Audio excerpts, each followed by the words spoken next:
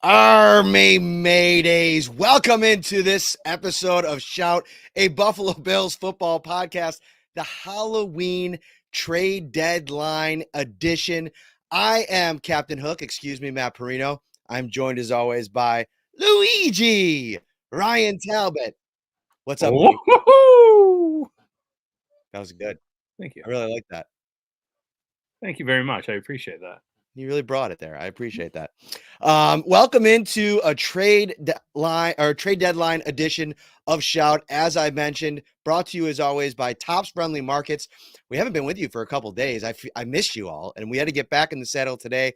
We were waiting for a potential deal, and we have a lot to get into on that specific deal here today. But are you ready for Slider Sunday? Sunday night, Bills, Bengals, big one. It's on the road, so if you're not going to the game, get yourself set up for your big game. If you're hosting or if you're bringing some things over to a friend's house, Tops Friendly Markets has your hookup. Every time you visit slidersunday.com, you have a chance to win free products, brand swag, tailgating gears, trips, and more. One chance per day, no purchase necessary. Ryan, the Bills, they make a deal. And actually, excuse me. Thank you, Rick Rarick. Excuse me. I got the hook right here. Don't you worry about a thing, my friend. Very observant of you. But let's get into this deal here because the Bills, as we were leading up to the trade deadline, reports were out there that they were aggressively checking out the cornerback market. Our good friend Jordan Schultz over at Bleacher Report, congrats to him on the new gig. He reported that the Bills were making an aggressive attempt for Jaylon Johnson, the cornerback from the Chicago Bears, who I was getting all prepared for, Ryan, to have a show about that potential deal and what it could all mean. They pivot. They couldn't get a deal done. There's a lot to get into and why that probably happened. The Bills deal for Rasul Douglas, blast from the past. We've talked about him many times on this show in the past. Cornerback from the Green Bay Packers. Your first thoughts? Yeah, my first thoughts is this is a great pivot for the Bills. Jaylon Johnson, as you mentioned, was asked to be traded early in the morning hours, and it just didn't happen. The Bears decided to hold on to him, and it was a tricky deal, I think, for both sides if anyone were to acquire him. It's the final year of his deal. You would have to extend him at a pretty high rate, so that kind of would make it interesting in terms of what the trade compensation could be, because if not, it's a half-year rental. Rasul Douglas is under contract through 2024, and he's kind of just what the Bills need. He's a good fit schematically. He's an aggressive cornerback in terms of making a play on the ball. 10 interceptions the last 3 years. That ranks very high among cornerbacks across the league. Someone that's always has a nose for the ball. And to me, this was the biggest need on the defense, Matt. I know, one tech linebacker I've heard from Bills fans this week. This is a Bills team that has the Bengals this week. They still have Kansas City this year. They have the Eagles. They have Dallas. They have a lot of high octane offenses with great passing attacks. And they were still looking to replace their number one cornerback, who they lost in Trey White. So to me, this was a great deal. The price made a lot of sense. And I don't mind giving up a third round pick in this because this is a Bills team that had 10 picks going into next year's draft, and they do not have 10 roster spots for draft picks.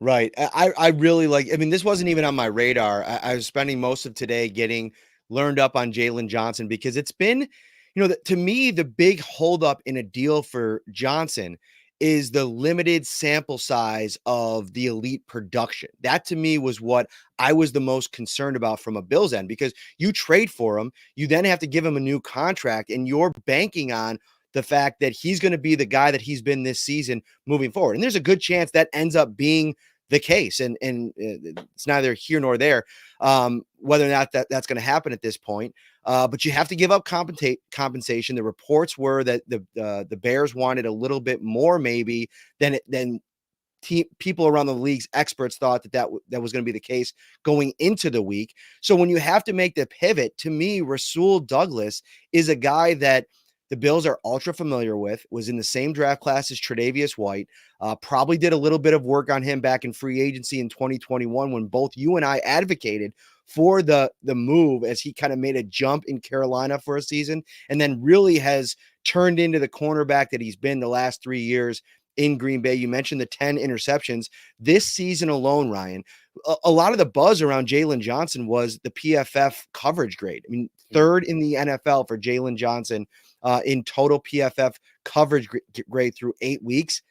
You go down 7 more spots to number 10. There you'll find Rasul Douglas, and he's doing it on arguably just as bad of a defense. Like, you look at the DVOA numbers right now for defensive rank in the NFL. You have the Chicago Bears at third worst at 12.4%.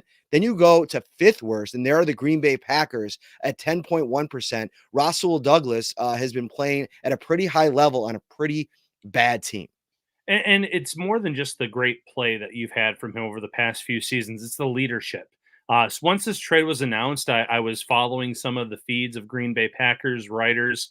One was talking about how, yes, the season's lost for Green Bay, but Rasul Douglas was not the type of player that he would be trying to move from a leadership perspective. He kind of brought that defense together. There were posts about after the game how he hadn't come out yet to speak yet because he was holding court, so to speak, in the locker room, meeting with the players, trying to figure out what's been going wrong with this team. Quotes from teammates saying how he kind of comes out and says it's not anyone's fault for the season that they're having right now. It falls on everyone's shoulders. Little things like that matter to this regime too. And they're not only getting a really good football player, they're getting another guy that can bring some leadership to this defense. And there's plenty of that already, but good character player, great player in general too. I want to get into the compensation, but you mentioned the player, the person they're getting. The player that they're getting is a perfect scheme fit, right? Like, he's played predominantly zone coverage over in Green Bay. He comes in, I think it was NFL Next Gen Stats that put out a tweet after the deal. He's allowing 6.5 yards per target this season, which is a full yard fewer than any healthy Bills corner on the roster right now. So he comes in and becomes the team's number one cornerback in a really, really big spot for a defense that's kind of searching for it, because Dane and Christian have done a really good job of settling the ship since Trey White's injury, but things are going to get harder, Ryan. This is something that I've talked about on multiple radio shows, on this podcast. The gauntlet the Bills defense is going to set out on here, starting with Joe Burrow and this Cincinnati offense. They're looking really good. I just got done with the rewatch. I watched the game live, and then I rewatched it again against the Niners. This is an offense that's playing as well as any team in the league. That's one of the best performances that I've seen this season from an offense. So the Bills have a lot on their plate. We could also get into the conversation of, like, how much can be expected from Douglas right from the jump. But from a compensation perspective, it's a third-round draft pick the Bills send over to the Packers. They get Douglas and a fifth back. They already have a third-round pick in the Tremaine Edmonds comp formula, so we'll get the details on what that ends up looking like. But they don't lose a ton, and they add a guy that could potentially be a huge cog in the wheel here on this defense. Huge cog this year and next, and great talking point here in the chat from Nikki G.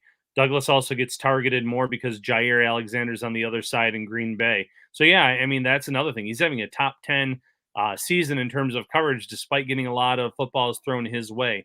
This was a smart move for the Bills. We have talked throughout the season about the depth and the concerns that we have with the depth at cornerback. There were a few games that Christian Benford missed with injury. We already know Trey White's out for the year. Dane Jackson missed a game. This allows the Bills to kind of push down the players that they have on this roster down one spot. You have Rasul Douglas's cornerback one, Christian Benford in my mind, cornerback two, Dane Jackson rotating in as corner three on the outside. We know that Kaiir Elam has had a very tough go here in Buffalo. He was not moved at the deadline, so he's still on this roster. Isn't going to be forced into action to play. They can keep trying to unlock him in terms of this defense, but this allows the Bills to have that extra depth that they've been missing. That's kind of hurt them in some games this season. So great move across the board for this team. And I saw somebody asking, what are the Bills going to do in terms of a corresponding move? I don't think they have to do anything, Ryan. I think their roster's sitting at 52. They signed Leonard Fournette, and they released Kendall Vickers, I believe, from the practice squad, which is actually not a surprising move. We're going to get into the Fournette deal here in a moment. But Kendall Vickers really looked out of his element, out of his depth, if you will, in this last game. And, I thought it was interesting early in the season that Vickers got a chance to play a little bit more on the edge. He's a bit of a smaller interior player, and maybe that's where they see him, developing at a little bit more. And with Daquan Jones out, they're probably looking for some more answers at DT. They obviously bring in Elianku back to the team, Bills Mafia. They can add him back to the practice squad on BuffaloBills.com. What does this do, Ryan, this move for Douglas, for like how you went into the trade deadline thinking about this Bills defense, and how does it change your view of it in terms of how confident you are knowing the teams that they have to play against? Well, I think going in, I stressed the need for a cornerback above any other position. So the fact that they went out, they added someone that, arguably was the best cornerback traded at the deadline.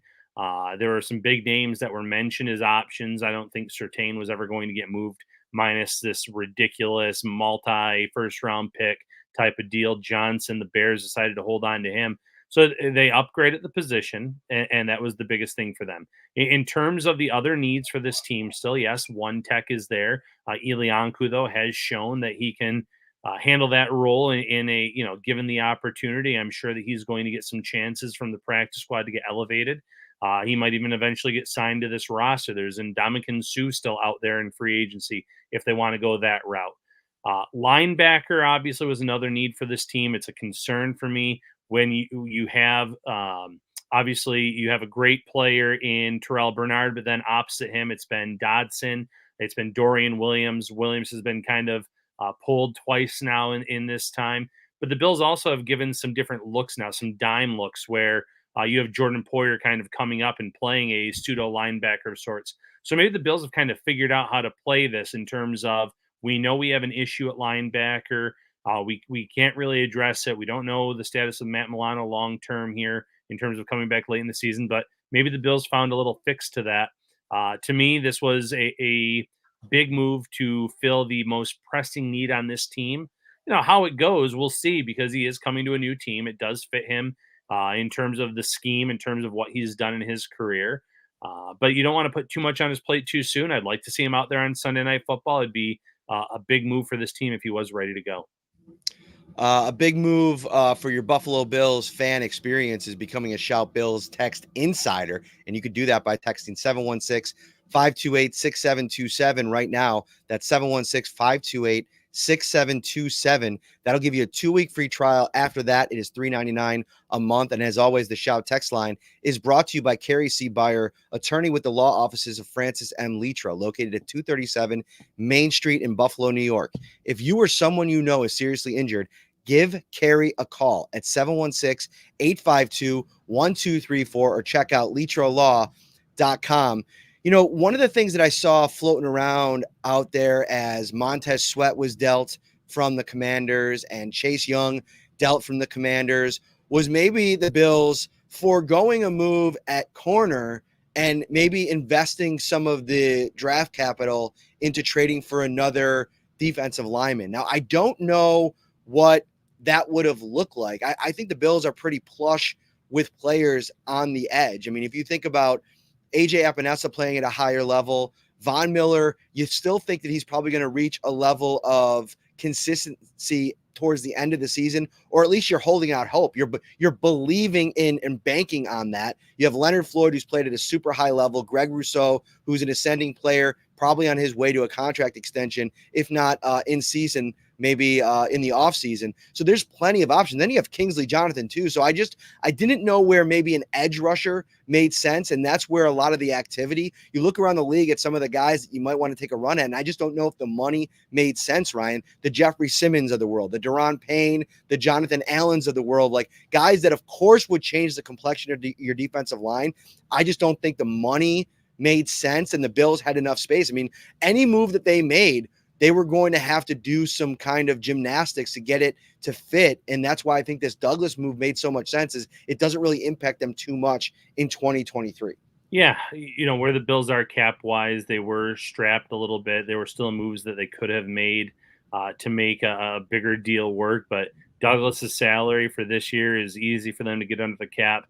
It's not a ridiculous cap hit next year either. You go in knowing that you have Douglas in the mix for cornerback one duty because, again, Trey White out for this year. You don't know what that rehab process is going to look like. So you at least feel good about having that position for more than one season as well, where some of these guys that are getting dealt, it could end up being a half-year rental. It could end up being a have to franchise the player type situation, or you extend them and you're spending a lot of money that the Bills already have a lot of money tied up elsewhere, and they have some other homegrown talent that they have to try to figure out. Do we want to extend them here, like Gabe Davis, like AJ Epinesa, who's having a career year? And if you were to add a Sweat or a Chase Young, that muddies the water, so to speak, in terms of making it more complicated. So Rasul Douglas, the price point made a lot of sense. The need, the position, it all added up. And for the Bills, this was the right move. Another interesting piece to the cornerback puzzle for the Bills at the deadline is not dealing Kaiir Elam. And honestly, I'm not overly surprised the more time I spend thinking about this. Like, you take the situation right now, and of course you add in a potential, bona fide starting caliber corner in Douglas. But say the Bills suffer an injury, right? I know that they activated or elevated Josh Norman for the last game. But if you're banking on a 35-year-old holding up over the course of the season, I think that is a tough ask, and putting yourself in a situation at the position that I don't care what you say about Kaiir Elam.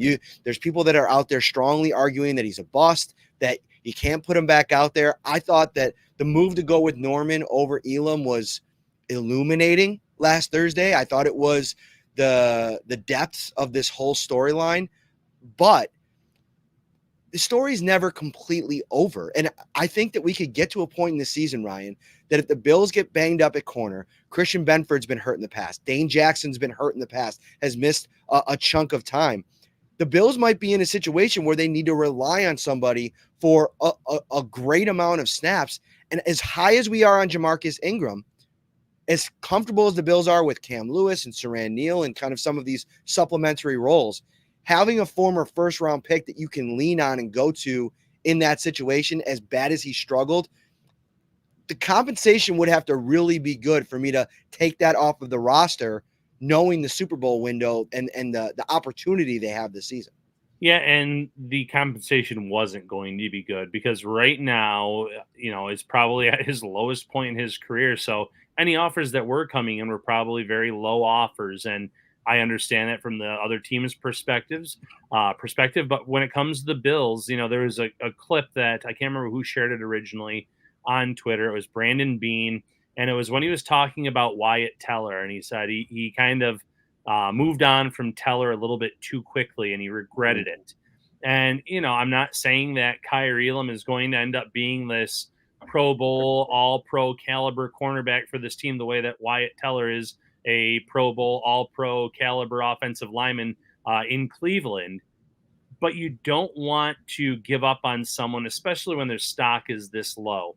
It'd be one thing if you were getting something close to what you invested in him back. That was never going to happen. So keep him on board. You have more veteran leadership now. You brought in Josh Norman. You have Rasul Douglas. You hope that one of these guys can kind of teach Elam the ropes on the field as he keeps getting coached up by this team off the field. And maybe something will eventually click. But in terms of depth, yes, you can do a lot worse than a Kaiir Elam. All right, let's move this thing along. A little bit of a trade deadline special. You're looking at about 25 to 30 minutes of Luigi and Captain Hook, who has to get upstairs and get in the car with Peter Pan and Tinkerbell so we can drive over to who would be the grandparents? Wendy would be the grandmother, right? Yeah, right? I believe so. Okay, the grandmother's coming with us because Caitlin just finished getting her costume all figured out, and so she is going to be Wendy tonight. We got some candy to go get, Ryan, but before we get to the candy part of the evening, we have to get into the Bills running back situation because I saw a lot of confusion with the Leonard Floyd edition. You have the Bills say, Leonard Fournette, excuse me. I keep wanting to call him Leonard Floyd. By the way, that mustache is just entrancing, so I apologize. And I feel bad for anybody listening to this podcast who can't watch us right now looking like complete goofs. But if you do want to see what it looks like, just pull up the YouTube episode and we could go from there. You know, Leonard Fournette, the Bills add him, and I am a huge fan of this deal. He comes in on the practice squad. There's no commitment that you're making to the player. You're going to let him take a slow play to getting himself in football shape. He may already come in a good spot, but you're going to get him up to speed in the scheme, in the system. That's probably going to take a few weeks. Ryan, I think you have the potential to add a bulldozer type of player for the really important months of the season, December and January. One of the things that came out of this Buccaneers game a couple days ago was the ineffectiveness of Latavius Murray all of a sudden in some of these short down situations, short yardage situations.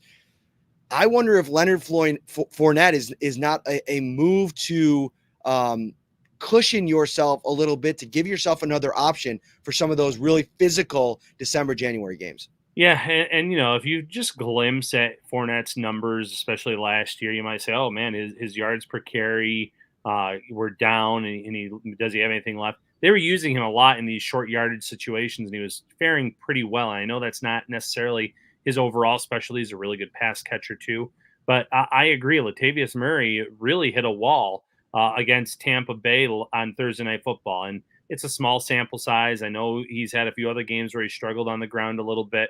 He had some nice games in the start of the season, but it's never bad to add an insurance policy like Leonard Fournette to your practice squad. He is more of an all-around back. He can help this team, though, when the weather turns late in the season. As good as Murray has been at times this year, he's also the oldest running back in the league. So you could be looking at an injury at any time with a 33-year-old running back. I have no problem with this move, again, because of where you're putting him. You're putting him on the practice squad. You want to see what he can do over the next few weeks. If he impresses, maybe there's an elevation in play. Thank you for joining us on this Tuesday evening Halloween episode of Shout, a Buffalo Bills football podcast, brought to you by Tops Friendly Markets. This Sunday, get yourself the hookup. Go over to Tops Friendly Markets. You got the carryout cafe that's always popping, and you can start your Slider Sunday winning streak with King's Hawaiian this football season and earn rewards to redeem for free product, brand swag, tailgating gear, and more. Visit slidersunday.com for details and visit the Tops Deli section and look for the bright orange King's Hawaiian displays. Scan the QR, get a chance to instantly win, and then visit topsmarkets.com/slidersunday for the best slider recipes in town. All right, Ryan, what else do we got? The big thing was the trade deadline, but we have a few more shows coming your way this week, obviously, with the big Sunday night matchup ahead. But I'm trying to look through these comments right now to see if there's anything else. Yeah, some people are saying that this is also Damian Harris insurance because we don't know how long he's going to be out with this neck injury. Absolutely. The Bills obviously received good news on Damian Harris shortly after that injury took place, but it's still a serious matter. It's still something that may have shaken Damian Harris up. It could be out longer than anticipated. So another body there as well. Mm-hmm. Yeah, I think that the Damian Harris thing is like, you don't want to be in a situation where you're rushing a guy back from a neck injury, knowing how physical he kind of plays the position. And it makes sense to kind of bring in another player that, they've been flirting with Fournette, it seems like, for a while. He feels like, big playoff experience. This isn't a player that, or a regime, I should say, that has shied away from the idea of you perform in the playoffs.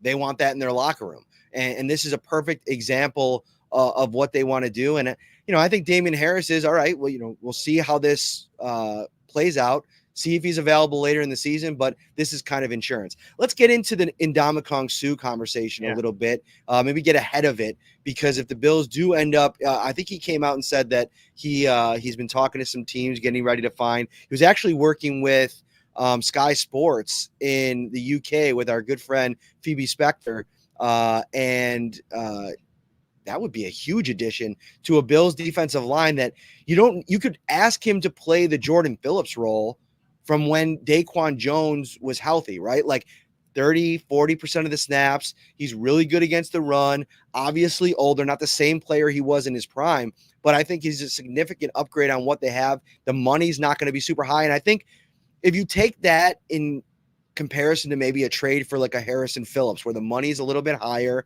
I always thought that there were ebbs and flows with Harrison Phillips when he was in Buffalo. I think he's gotten to a place of a little bit more consistency, but again, there's quite a different price tag to add to add Harrison Phillips than there is to add Suh. Yes, and listen, Suh is older, 36 years old, I believe, but he came in last year with the Eagles, and I thought he played pretty well at times for them. He is not going to be this savior, this be-all, end-all if he's added to the Bills. The Ravens are talking to him as well. So wherever he lands, it's not prime Ndamukong Suh, but this could be a really nice rotational piece until they can get Daquan Jones back. If they can get Jones back from that torn pectoral, they need some more guys up in the middle there that can kind of stop the run. I did think that Poona Ford had a much better second performance than he did in his debut with the Bills the week before that. I think Jordan Phillips at times flashes, Tim Settle up and down. So again, this is not a needle mover, so to speak, in terms of a huge move for the Bills, but it'd be a smart addition if they were at least in the mix to acquire him and his services. Have you been surprised at all have you seen some of the conversation that's happened around Josh Allen and the Bills offense over the last couple of, I want to say weeks, but some of the on the outskirts folks that seem to be higher on the Bills than the national narrative? Has that surprised you at all? Like if you look at some of the advanced metrics, like DVOA is a perfect place to start. I had it in my story the other day. Obviously Pro Football Focus has some pretty good high grades on the Bills offense. But they've been so up and down. Like if you watch the national narrative, even some of the national guys that I really respect, podcast reporters. So I'm not just talking about like ESPN and FS1. It seems like there's concerns about the Bills offense because of the inconsistencies along with the Chiefs offense. But some of the like bigger metrics that you look at, like the totality of it all, I feel like the Bills offense, through all the haze and all the smoke, has consistently been in that top 5 in terms of production, quarterback play, efficiency, their EPA per play. I think the only team offensively that's higher are the Dolphins. And then you look at a trade deadline where the Bills don't go out and make a deal on the offensive side of the ball. I thought I'd be sitting here going into that Buccaneers game, seeing what we saw in the last 2 games, a little bit more concerned if the Bills didn't make a move. I don't think there were moves to be made. I mean, the Devontae Adams move just seemed crazy talk. And the DeAndre Hopkins move, it's like he goes out there and has a connection instantly with Will Levis. It's probably going to cost an arm and a leg to deal for him at that point. I think the Bills like what they have on offense. I think that there's so much opportunity now for Dalton Kincaid to maybe grow into whatever role they're going to have for him in this offense. And through all the concern from a lot of people, the Bills offense has still been pretty dang good. Yeah, pretty good. And yes, they have not hit their stride on either side of the ball, but I think that's a good thing. You want to hit your stride late in the year, come playoff time. But they have been very good offensively. EPA, you mentioned, I think second down is kind of one of their low points. And there have been some calls that have put them in third and long in unfavorable situations. But overall, it's been a great offensive team in terms of those advanced statistics. I think what happened last week on Thursday Night Football is the start of a really good thing in terms of going more up tempo. I'm not sure that's ever going to be something that they do over the stretch of 4 quarters, but I think it's something they're going to mix and match in. If they ever hit a lull, you go up tempo on your next drive and try to get back in the mix there, in stride on this offense. This having to almost be forced to go to 11 personnel, I think that's a great thing for this offense. We saw what Khalil Shakir looked like as wide receiver number 3. And it doesn't just have to be Shakir. This is going to give more opportunities to Deontay Hardy, to Sherfield. We know what they have in Gabe Davis and Stephon Diggs, but this is the first time we were able to see Gabe Davis run a more extensive route tree where he's running underneath, where he's making big plays or picking up yards after the catch. And obviously Dalton Kincaid has looked the part of tight end number 1 through these last 2 games. I wanted to bring up last thing on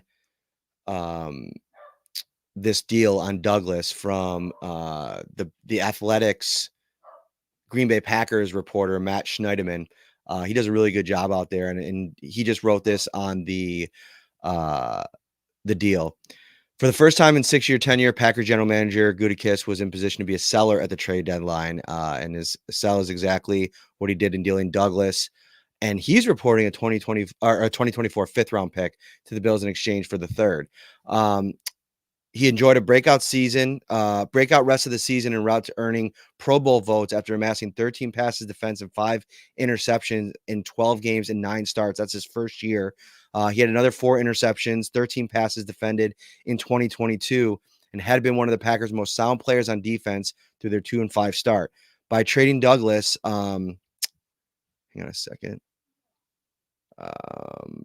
Douglas, one of the spokesmen for the defense in the locker room, said, "I feel like it's on me, though. I'm not leading the right way. I've got to find better ways to lead. Clearly, the stuff I'm doing is not enough. How I'm leading is not good enough. I've got to go back to the drawing board myself and find a different way to lead." And I bring this up, Ryan, because it goes perfectly in unison with what you said at the start of the show, in that this is a guy that, like, accountability, somebody that it wasn't going well for him. He gets kind of like a refreshing start in Buffalo, and I feel like that could be a huge energizer for him, and you could see the best football from Douglas over the course of the last half of the season.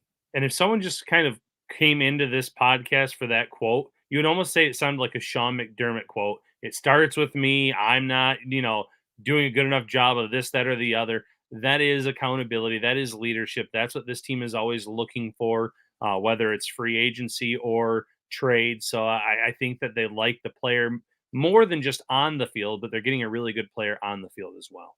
And finally, thoughts on him playing on Sunday. I don't know. I think it'll probably be in a limited capacity if he does end up playing. I could see like a snap share with like Christian Benford or Dane Jackson, getting him some reps. Like I probably feel like they want to throw him out there. He's been playing. If he can conceptually get an understanding of the defense, put him out in certain spots. And it could also be an in case of emergency type of situation. Like, okay, the Bengals offense comes out like it did a year ago, and he's just marching down the field against the Bills. You almost are forced into kind of putting him in there. Yeah, and listen, it's Tuesday. You have until Sunday night to kind of figure things out. When he comes into Buffalo for the first time and he sits down in the meetings, he'll probably get a good idea of the playbook and what things are, and he can compare them to what those calls were in Green Bay. Or it's like this play, it's like that. And if he can pick up or have a good enough grasp of the playbook, I think you will see him mixed in. I think you need a player like that has a nose for the ball, that's a little bit more aggressive going after the ball rather than kind of sitting back and waiting for the play to come to him. Yes, aggressiveness can hurt you at times, but this is the type of player that they need. This is a secondary that has not had much success in terms of creating turnovers, and this is a player that can absolutely right the ship in that regard. Speaking of the ship and making sure that it's righted, I'm going to go and right the ship. And I'm going to go steal Tinkerbell from Peter Pan and take her back to the ship because I have an evil plan that I have to unveil. I don't know. I'm working on my lines, Ryan. You just got to play the part. It's Right. dad mode. It's Halloween That's dad right. mode, and that's why I'm dressed in this little outfit. I feel he owns Luigi as well, but I'm the one after he eats the mushroom. I'm the bigger version. So looking forward to being out there tonight. I love it. I love it. All right, we'll be back with you. Multiple shows the rest of the week. I'm trying to put together a Bengals preview show too that will run as well. For Ryan Talbot, I'm Matt Parrino. Little news too. Guess what's back in the audio only edition? AG1. If you want to find a product that Ryan Talbot and I endorse harder than AG1, you are not going to find it. We are regulars. My wife is always yelling at me for leaving my AG1 bottle laying around the house, but I got to have it every day. I start my day with that beautiful green drink, and I've never felt better, Ryan. Yeah, I'm the same way. I mean, we both brought it with us to London. If that's not telling you something, how much we enjoy it, how much we have it in our daily routine, we're excited to have them back in here for this fourth quarter. Over 600 watching live. I tip my cap to you, everybody. Hit that like button, subscribe before you go. We'll see you soon. Take care, everybody. Enjoy your Halloween.